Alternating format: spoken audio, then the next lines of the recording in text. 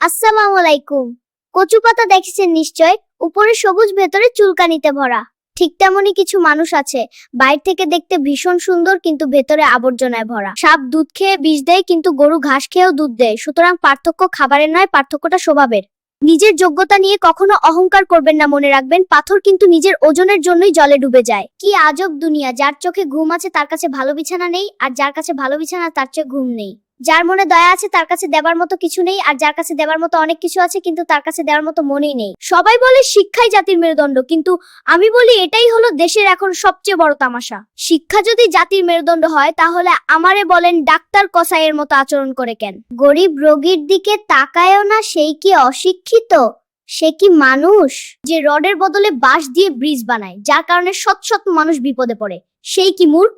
যেই শিক্ষিত ছেলেটা বাবা মাকে বৃদ্ধাশ্রমে রেখে আসে, তার সার্টিফিকেটের কি কোনো দাম আছে? আর যে শেয়ার পরীক্ষার আগে প্রশ্ন ফাঁস করে হাজার হাজার ছাত্রছাত্রীদের জীবন নষ্ট করে দেয়, তারে কি আমরা শিক্ষক বলবো? এই ডিপ্লোমা আর ডিগ্রি দিয়ে কি লাভ?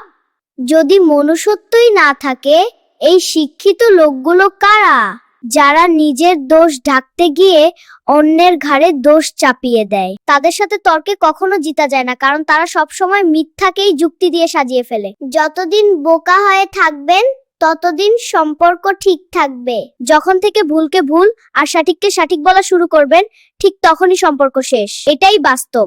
নারীদের সৃষ্টি করা হয়েছে পুরুষের মানসিক শান্তি দেওয়ার জন্য, স্বামীর সুখে দুঃখে পাশে থাকার জন্য, ভালোবাসা ও যত্নে জীবন সাজানোর জন্য।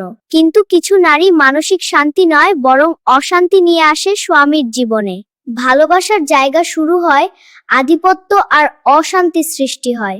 নারী দুই বেলা খাবার রান্না করে নিজেকে কাজের লোক বা কাজের দাসী বলে, কিন্তু একজন পুরুষ সারা জীবন উপার্জন করে নিজের সবকিছু বিসর্জন দিয়ে পুরো পরিবারের জন্য সবকিছু করে। মূলত কাজের লোক তো সেই পুরুষ, যা কোনো নারী বুঝতেও চেষ্টা করে না। পুরুষ নারীকে খুশি রাখতে নিজের সব সুখ হাসি মুখে বিলীন করে দেয়। কারো কাছে প্রমাণ করার দরকার নাই তুমি কতটা ভালো, তুমি কতটা সৎ। জীবন তোমার, তাই তোমার মতো করে চলো। তুমি খারাপ থাকলে কেউ তোমার খোঁজ নেয় না। তুমি না খেয়ে থাকলে কেউ তোমাকে খাবার দেয় না। বিপদে থাকলে কেউ সাহায্য করে না।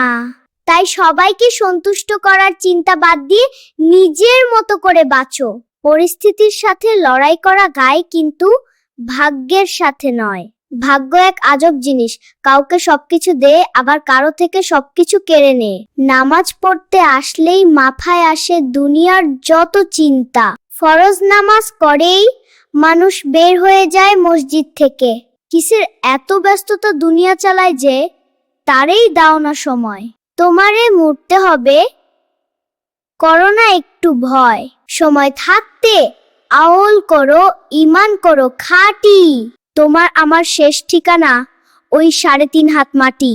কথাগুলো ভালো মনে হলে ভিডিওটি একটি লাইক, একটি কমেন্ট, একটি শেয়ার করবেন ও অন্যকে দেখার সুযোগ করে দিবেন। আসসালামু আলাইকুম। সবাই ভালো থাকবেন। আল্লাহ হাফেজ।